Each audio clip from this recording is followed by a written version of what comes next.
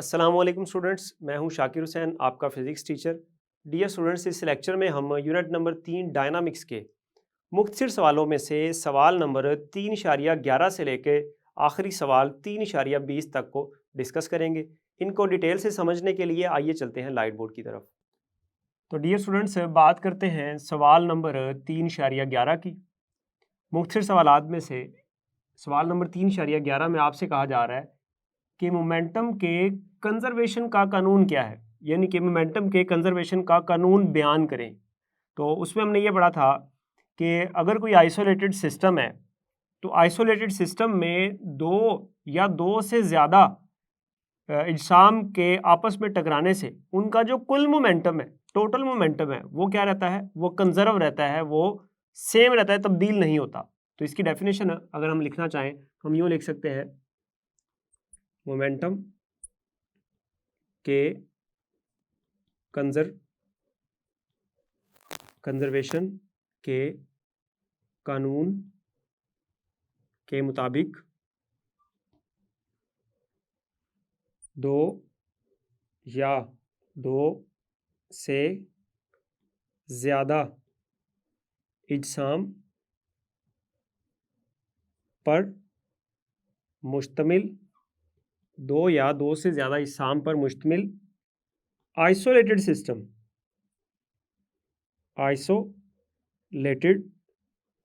System का momentum constant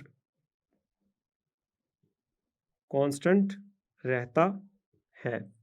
तो ये स्टूडेंट्स हमारे पास डेफिनेशन है law of conservation of momentum की। और अगर इसकी मैथमेटिकल फॉर्म लिखना चाहें, हिसाबी शक्ल इसकी लिखना चाहें, तो वो ये है m1 u1 जमा m2 u2 बराबर m1 v1 जमा m2 v2। ये क्या है कि अगर दो इजसाम है, दो गेंदें हैं, वो एक दूसरे से टकराती हैं, तो टकराने से पहले उनका मोमेंटम और टकराने के बाद उनका मोमेंटम वो क्या रहते हैं, वो बराबर रहते हैं, कांस्टेंट रहते हैं। ठीक है, तो आइसोलेटेड सिस्टम क्या था? आइसोलेटेड सिस्टम में हमने ये पढ़ा था कि ऐसा सिस्टम जिस पर कोई बैरूनी फोर्स अमल ना करे, ठीक है, उसको हम आइसोलेटेड सिस्टम कहते हैं। तो ये इसकी डेफिनेशन आपने लिखनी है और साथ में ये इसकी हिसाबी शक्ल भी आप लिख सकते हैं। इसके बाद हम बात करते हैं सवाल नंबर 3.12 की। इसमें आपसे कहा जा रहा है कि मोमेंटम के कंजर्वेशन के कानून की क्या अहमियत है। What is the importance of law of conservation of momentum. तो इसकी अहमियत स्टूडेंट्स ये है कि हम ये कह सकते हैं कि ये जो कानून है इसकी रेंज बहुत ज़्यादा है, यानी कि ये बहुत बड़े इजसाम पर भी लागू होता है और जो बहुत छोटे इजसाम है जैसे कि एटम्स, पार्टिकल्स वगैरह, इन सब पर ये उन पर भी लागू होता है। और इसके अलावा हमने ये भी पढ़ा था कि जैसे बंदूक और गोली का सिस्टम है, जैसे जेट इंजन है, जैसे रॉकेट है, वो इसी असूल पर काम करते हैं। ठीक है, तो इसका जवाब मैंने आपके सामने लिखा है कि मोमेंटम के कंजर्वेशन का कानून बहुत अहम है। इसके इतलाक का दायरा बहुत वसी है, ये बहुत बड़े इजसाम और बहुत छोटे इजसाम पर लागू होता है। मिसाल के तौर पर बंदूक और गोली का सिस्टम, रॉकेट और जेट इंजन इसी असूल पर काम करते हैं। तो देखें, जेट इंजन, रॉकेट वगैरह इसी असूल के तहत बनाए गए हैं। ठीक है, अब इसके बाद बात करते हैं हम सवाल नंबर 3.13 की। इसमें आपसे कहा जा रहा है कि जब एक बंदूक चलाई जाती है तो ये पीछे को झटका खाती है, क्यों? तो स्टूडेंट्स, इसमें हमने इसको डिटेल से हमने डिस्कस किया हुआ था कि जैसे ही, चूंकि आप पहले ये सिचुएशन कंसिडर करें कि अभी बंदूक को और गोली को, यानी कि आपने बंदूक को फायर नहीं किया अभी तक, तो जब आपने फायर नहीं किया तो बंदूक के अंदर गोली जो है और बंदूक खुद, ये दोनों रेस्ट में है और इनका इब्तदाई मोमेंटम क्या होगा? सिफर होगा, क्योंकि मोशन में नहीं है। मोमेंटम का फॉर्म होता है mv, चूंकि वेलोसिटी नहीं है तो इसका मतलब है इनका इब्तदाई मोमेंटम क्या है? सिफर है।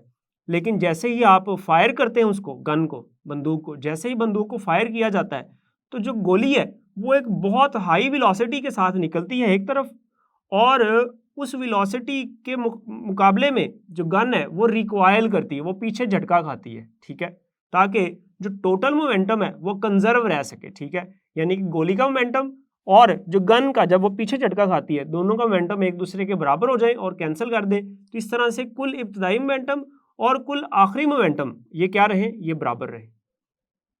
तो जवाब मैंने आपके सामने लिखा है, बंदूक चलाने से कबल बंदूक और गोली दोनों रेस्ट में होते हैं, इसलिए इस सिस्टम का कुल इब्तदाई मोमेंटम 0 होता है।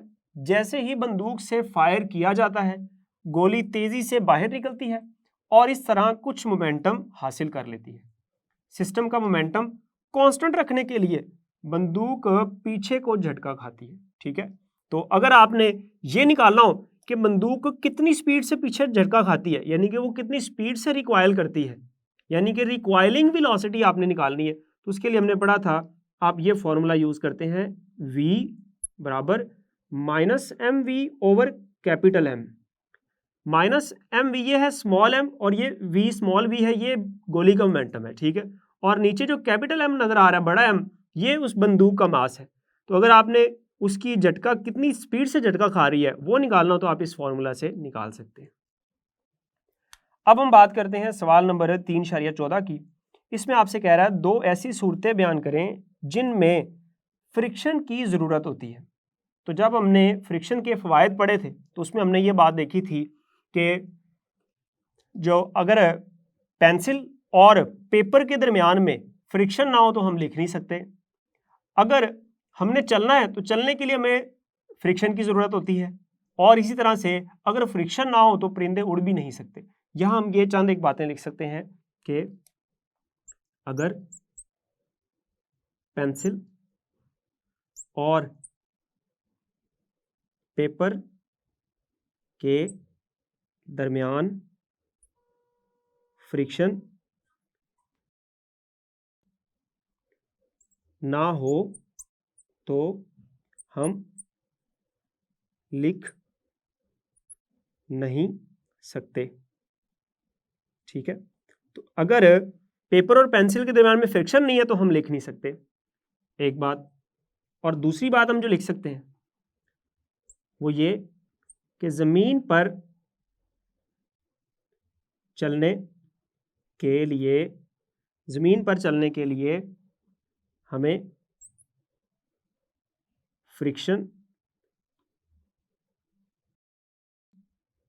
की ज़रूरत होती है। और इजाफी तौर पर आप एक और बात भी लिख सकते हैं, अगर हवा की फ्रिक्शन यानी कि रेजिस्टेंस ना हो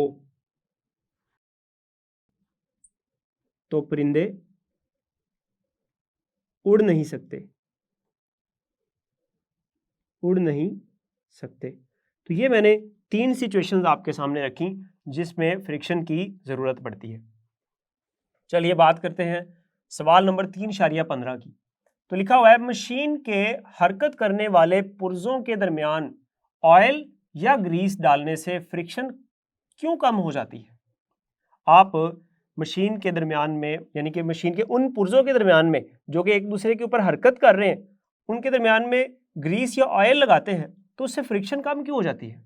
तो इसकी वजह यह है कि जब आप मशीन के उन पुर्जों के दरमियान में ऑयल या ग्रीस लगाते हैं तो जो कोल्ड वेल्ड्स होते हैं वो भर जाते हैं और इस तरह से वो दोनों सतहें हमवार हो जाती हैं, और जब सतहें हमवार हो जाती हैं तो फ्रिक्शन क्या हो जाती है, फ्रिक्शन कम हो जाती है। तो इसका जवाब हम यूँ लिखेंगे, मशीन के हरकत करने वाले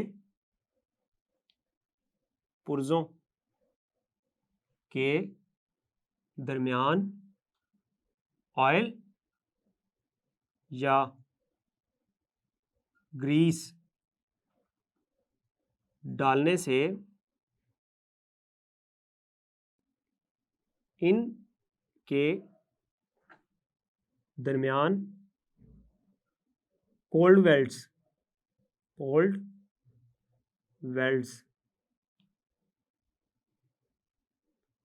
भर जाते हैं। ठीक है, और सतह जो है सतह हमवार हो जाती है, सतह हमवार हो जाती है, जिसकी वजह से फ्रिक्शन कम हो जाती है। तो ये इसका जवाब है। इसके बाद बात करते हैं सवाल नंबर 3.16 की। इसमें आपसे कहा जा रहा है फ्रिक्शन को कम करने के तरीके बयान करें। तो चूंकि ये एक शॉर्ट क्वेश्चन है तो आप कोई से 2 या 3 तरीके बता सकते हैं। मिसाल के तौर पर पहला तरीका तो हमें यहाँ से ही पता चल गया कि दो हरकत करने वाली सतहों को हमवार करके हम क्या काम कर सकते हैं, फ्रिक्शन को कम कर सकते हैं। तो मैं यहाँ लिखता हूँ फ्रिक्शन को दर्ज झैल तरीकों से कम किया जा सकता है। तो पहला तरीका हम लिखते हैं हरकत करने वाली सतहों को हमवार करके, ठीक है, आप फ्रिक्शन कम कर सकते हैं। और दूसरी बात हम ये लिख सकते हैं कि तेज रफ्तार अशिया को नोकदार बनाकर, मसलन हमारे पास जैसे कार है, हवाई जहाज़ वगैरह हैं, मसलन कार, हवाई जहाज़ वगैरह, ठीक है। तो ये दूसरा हमने तरीका लिख दिया। और तीसरा तरीका जो है वो ये है, वो भी ऊपर से आपको मिल जाता है कि हरकत करने वाले पुर्जों के दरमियान ऑयल या ग्रीस डालने से, हरकत करने वाले पुर्जों के दरमियान ऑयल या ग्रीस डालने से। तो ये हमारे पास सवाल नंबर 3.16 का जवाब मुकम्मल हुआ। इसके बाद हम बात करते हैं सवाल नंबर 3.17 की। तो उसके लिए मुझे ये रेज करना पड़ेगा। तो बात करते हैं सवाल नंबर 3.17 की। इसमें आपसे कहा जा रहा है कि रोलिंग फ्रिक्शन स्लाइडिंग फ्रिक्शन से क्यों कम होती है। तो इसकी वजह यह है कि जब आप किसी चीज़ को रोल करते हैं तो उसमें यह बात होती है कि रोलिंग के दौरान में जो कोल्ड वेल्ड्स होते हैं दो सतहों के दरमियान में वो नहीं टूटते। लेकिन जब स्लाइड करते हैं किसी सतह को दूसरी सतह के ऊपर, तो स्लाइडिंग के दौरान कोल्ड वेल्ड्स को टूटे बगैर आप आगे नहीं ले जा सकते उस चीज़ को। तो मतलब ये हुआ कि स्लाइडिंग में कोल्ड वेल्ड्स को तोड़ना पड़ता है, तो उनको तोड़ने के लिए फिर ज़्यादा फोर्स लगानी पड़ती है और फ्रिक्शन भी ज़्यादा हो जाती है। और अगर आपने रोल करना है तो उसमें कोल्ड वेल्ड्स को तोड़े बगैर आप चीज़ को एक जगह से दूसरी जगह ले जा सकते हैं, रोल करवा सकते हैं। तो रोलिंग फ्रिक्शन इसलिए कम होती है स्लाइडिंग फ्रिक्शन से। अब मिसाल की यहाँ एक दी गई है, देखिएगा। जब एक पहिए के एक्सल को धकेला जाता है तो पहिए और ज़मीन के दरमियान फ्रिक्शन की फोर्स रिएक्शन फोर्स फराहम करती है। रिएक्शन की फोर्स पहिए और ज़मीन के दरमियान में लगाई गई फोर्स के मुखालिफ सिमत में अमल करती है, ठीक है। पहिया कोल्ड वेल्स के टूटे बगैर रोल करता है। यही वजह है कि स्लाइडिंग फ्रिक्शन की निस्बत रोलिंग फ्रिक्शन इंतहाई कम होती है। इसमें कोल्ड वेल्स को तोड़ने की जरूरत नहीं पड़ती, जबकि स्लाइडिंग फ्रिक्शन में कोल्ड वेल्स टूटे बगैर मोशन नहीं हो सकती। तो यही वजह है कि रोलिंग फ्रिक्शन कम होती है स्लाइडिंग फ्रिक्शन की निस्बत। सवाल नंबर 3.18 देखिए। ये एक छोटा सा सवाल है, इसमें मुख्तलिफ चीज़ें आपसे पूछी गई हैं। मंदरजे झैल के बारे में आप क्या जानते हैं। जैसे पहली बात है डोरी में टेंशन के बारे में आप क्या जानते हैं। तो देखिएगा, आपने एक मिसाल पढ़ी थी, फर्ज कर लेते हैं ये एक स्टैंड है और इस स्टैंड के साथ आप एक डोरी को बांधते हैं। ये कोई डोरी आपने इस स्टैंड के साथ बांध दी, ठीक है। अब आप इस पर ना नीचे फोर्स लगाते हैं F। जब आप इस पर फोर्स लगाएंगे तो इसमें ना एक टेंशन T प्रोड्यूस हो जाएगी। ये डोरी में जो टेंशन है वो किस वजह से होती है, वो इस लगाई गई फोर्स की वजह से होती है, ठीक है। तो यहाँ मैंने इसका जवाब लिखा है डोरी पर लगने वाली फोर्स डोरी में टेंशन पैदा करती है, ठीक है। तो ये इतना इसका जवाब काफ़ी है। अगली बात करते हैं इंतहाई फ्रिक्शन की फोर्स। तो फ्रिक्शन की जो मैक्सिमम जो उसकी अमाउंट होती है, यानी कि फ्रिक्शन की ज़्यादा से ज़्यादा मिकदार को इंतहाई फ्रिक्शन कहते हैं, ठीक है। और उसके बाद है ब्रेकिंग फोर्स क्या होती है, तो गाड़ी वगैरह को रोकने के लिए लगाई जाने वाली फोर्स को ब्रेकिंग फोर्स कहते हैं, ठीक है। उसके बाद है गाड़ियों का फिसलना, तो गाड़ियों का फिसलना क्या होता है कि जब आप कोई तेज़ रफ्तार से गाड़ी चला रहे हैं और उसमें अगर आप एकदम से ब्रेक लगाते हैं तो ब्रेक लगाने से गाड़ी फिसल सकती है, स्किड हो सकती है, ठीक है। यानी कि अगर क्योंकि रोड और टायर के दरमियान में जो ज़रूरी फ्रिक्शन है वो अगर उसको नहीं मिलेगी तो गाड़ी फिसल सकती है, ठीक है। या कीचड़ वगैरह की वजह से भी गाड़ी फिसल जाती है। तो देखिएगा, सड़क पर चलती हुई गाड़ी को रोकने के लिए ब्रेक इस्तेमाल किए जाते हैं। अगर ब्रेक ज़ोर से लगाई जाए तो गाड़ी के टायर घूमना बंद कर देते हैं और गाड़ी सड़क पर फिसल जाती है, ठीक है। इसके बाद है सीट बेल्ट। सीट बेल्ट का क्या काम होता है, जब आप सीट बेल्ट बांधते हैं तो गाड़ी या हवाई जहाज़ के अंदर जो सीटें होती हैं उनमें सीट बेल्ट्स लगे होते हैं। तो सीट बेल्ट का काम ये होता है कि अगर अचानक कोई हादसा होता है, एकदम से ब्रेक लगती है, तो सीट बेल्ट अगर आपने पहना होगा तो आप बहुत ज़्यादा जो उस हादसे से जो होने वाला जो नुकसान है उससे बच जाएंगे। वो क्या काम करेगा, वो जो टाइम ऑफ कोलिजन है यानी कि टकराने का जो वक्त है उसको बढ़ा देगा और जिसकी वजह से फोर्स कम हो जाएगी और नुकसान कम होगा। तो इसका जवाब मैंने लिखा है गाड़ियों और हवाई जहाज़ों में इस्तेमाल होने वाला बेल्ट, जो कि किसी अचानक हादसे की सूरत में खुद को बचाने के लिए इस्तेमाल होता है, ठीक है। उसके बाद बात करते हैं बैंकिंग ऑफ रोड की। तो हमने ये देखा था कि जब मोड़ काटती है कोई गाड़ी तो उसके स्किड होने का खतरा होता है। जो रोड होता है उसके जो किनारे हैं उनको हम ऊंचा कर देते हैं ताकि जो एक्स्ट्रा फोर्स आपको मिले, सेंट्रीपिटल फोर्स, तो उससे क्या होता है कि जो एक्स्ट्रा सेंट्रीपिटल फोर्स वो जो रोड प्रोवाइड करता है आपको देता है, उससे गाड़ी के फिसलने का जो खतरा है वो कम हो जाता है। तो किसी सड़क के बैरूनी किनारे को ऊंचा करने को बैंकिंग ऑफ रोड कहते हैं, ठीक है। उसके बाद बात है क्रीम सेपरेटर की। तो क्रीम सेपरेटर को भी हमने डिटेल से पढ़ा था, यहाँ थोड़ी सी बात करते हैं। क्रीम सेपरेटर को आमतौर पर दूध से मलाई को अलहदा करने के लिए इस्तेमाल किया जाता है। तो एक मशीन जिसके जरिए मलाई को दूध से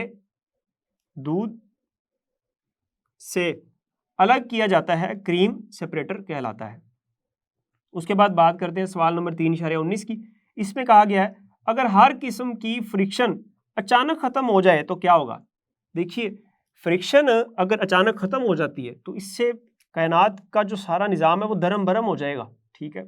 मिसाल के तौर पर आप चल नहीं सकते, आप किसी चीज़ को चला नहीं सकते, ठीक है, और कोई चीज़ मूव ही नहीं कर सकती, यानी कि चीज़ें जो है वो सारी तहस नहस हो जाएंगी, कोई सिस्टम सारा एक डिस्टर्ब हो जाएगा अगर फ्रिक्शन कम हो जाए। मिसाल के तौर पर आप लिख नहीं सकते, आप चल नहीं सकते, परिंदे उड़ नहीं सकते, सिस्टम ही कोलैप्स कर जाएगा। तो इसका जवाब मैंने लिखा है अगर हर किस्म की फ्रिक्शन अचानक ख़त्म हो जाए तो इस कायनात का निज़ाम दरम बरम हो जाएगा, क्योंकि फ्रिक्शन बहुत सारे अवामिल के लिए ज़रूरी फैक्टर है। ज़मीन पर कुछ ठहर नहीं सकेगा, ठीक है, यानी कि चीज़ें ठहर नहीं सकेंगी, स्किड कर जाए, फिसलना शुरू हो जाएंगी।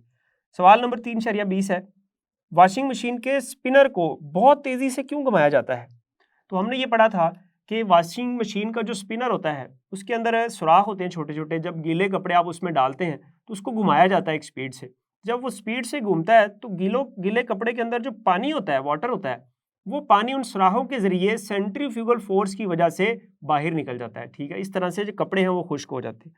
तो जवाब देखिएगा, वॉशिंग मशीन के स्पिनर को तेज़ स्पीड से घुमाया जाता है क्योंकि जब वो तेज़ रफ्तार से घूमता है तो सेंट्रीफ्यूगल फोर्स की वजह से कपड़ों से पानी बाहर निकल जाता है, ठीक है। तो ये इसका जवाब है 3.20 का। तो यहाँ सवाल हमारे ख़त्म होते हैं। तो डियर स्टूडेंट्स, इस लेक्चर में हमने सवाल नंबर 3.11 से सवाल नंबर 3.20 तक को डिस्कस किया और उम्मीद है आपको ये लेक्चर समझ आया होगा। अगले लेक्चर में जल्द मिलेंगे, तब तक के लिए अल्लाह हाफिज़।